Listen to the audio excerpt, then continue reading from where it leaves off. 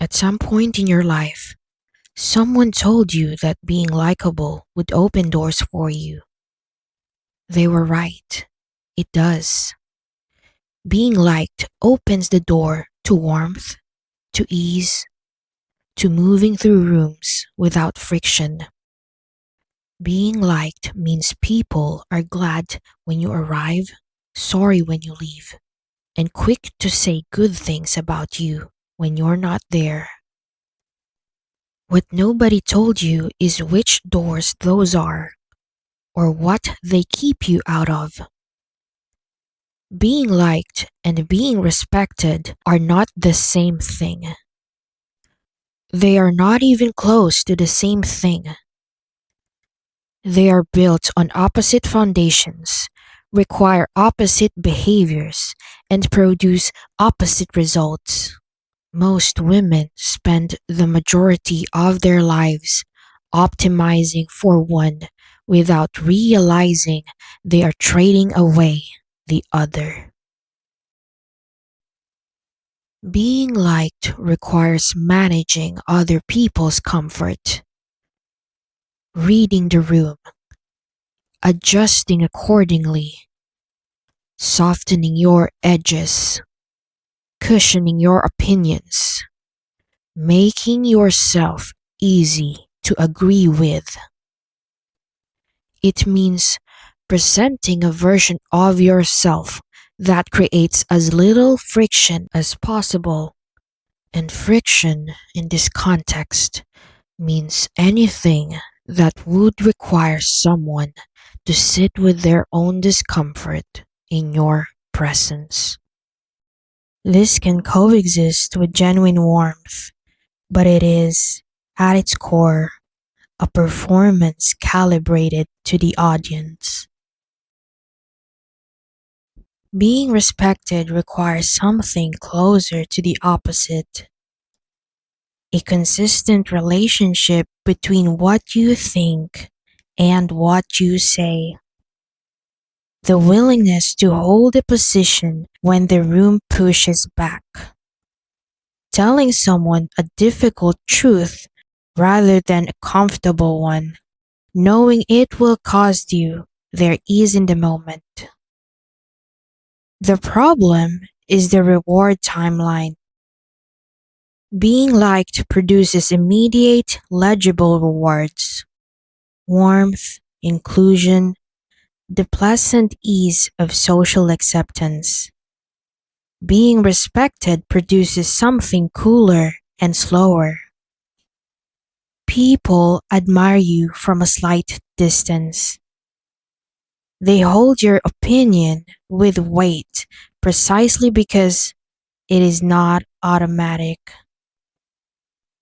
They may not invite you to every gathering, but when there is a real decision to be made, a real crisis to navigate, a real conversation that matters, you are the one they call.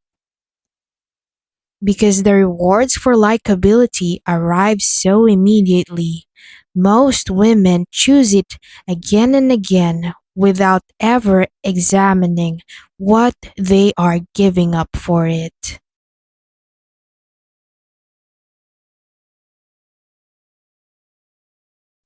Catherine the Great was not liked by almost anyone who mattered in her world. She arrived in Russia at 16 as a German princess with no hereditary claim to anything Russian. The nobility regarded her with immediate suspicion. Her husband, Peter III, proved so incompetent that after 6 months of his reign, she orchestrated a coup and removed him. A German woman had seized the Russian throne without a drop of Russian royal blood, and the aristocracy found this, to put it mildly, alarming. They called her calculating, cold, dangerous. European courts gossiped about her personal life.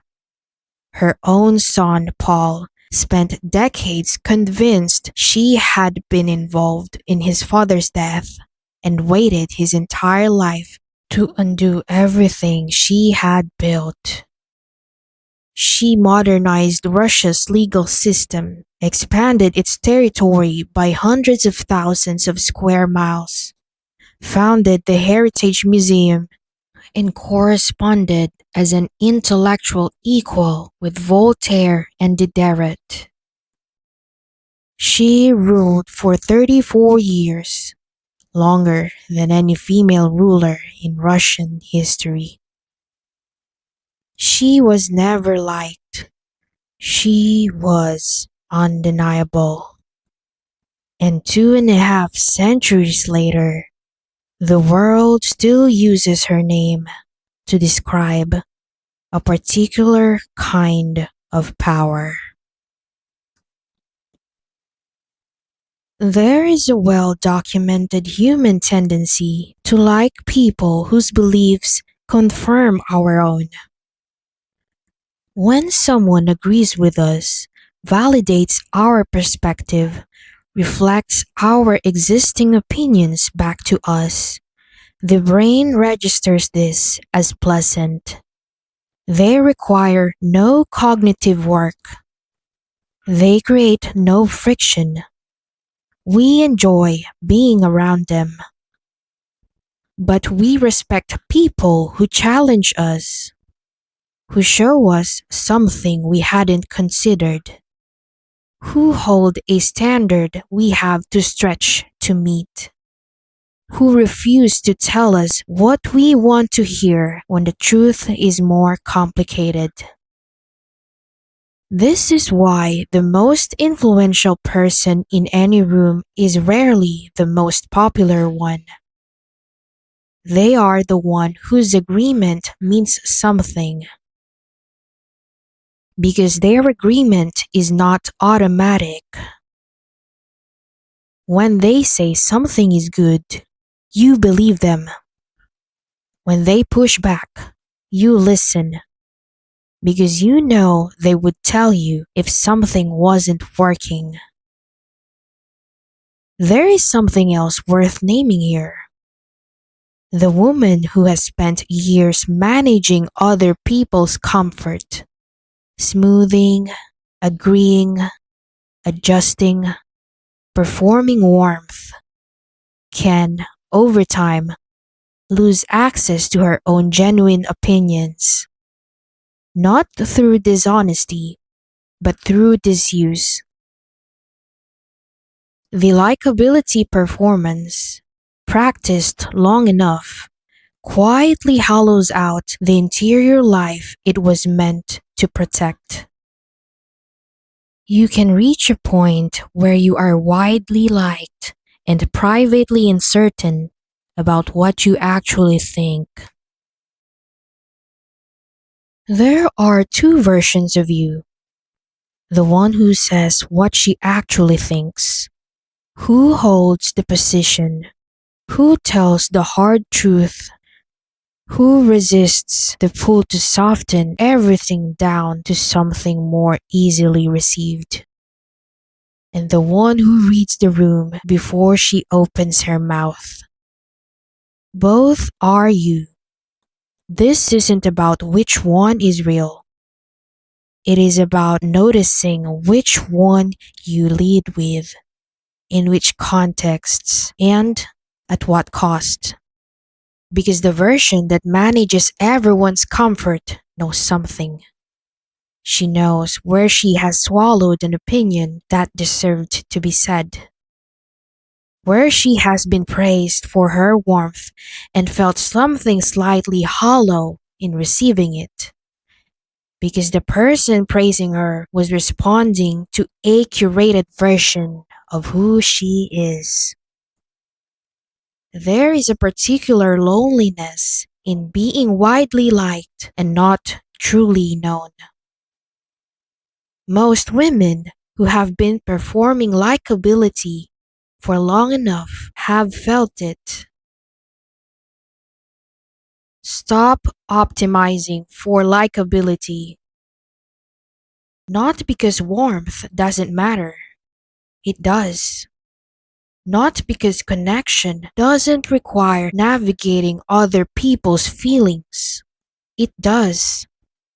But because the pursuit of universal likability is costing you the one thing that's hardest to recover: the authority that comes from being known for what you actually think. The women who changed things in rooms, in relationships, in history were not the ones who made everyone comfortable. They were the ones who made everyone certain.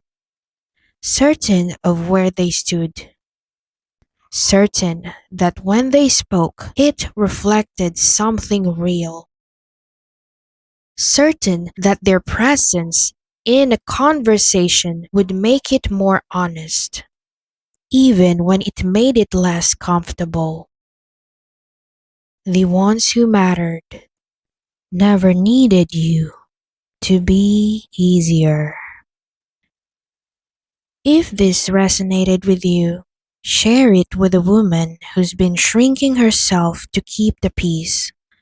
Those shares are what allow this channel to reach the women who need it. New video every week on Cleopatra Mindset. Subscribe so you don't miss the next one.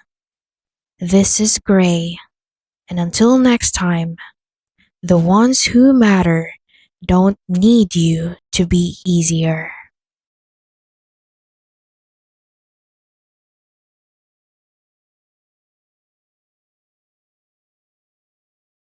If you want to know where you are already leaking power, I built a free diagnostic for this.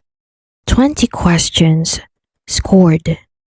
It will show you the specific pattern running you. Link in the description. And if you want to go deeper than a single video, the RAIN workbook is coming. Silence, boundaries, frame control, a 90-day practice plan. Join the waitlist in the description and you'll be the first to know when it drops.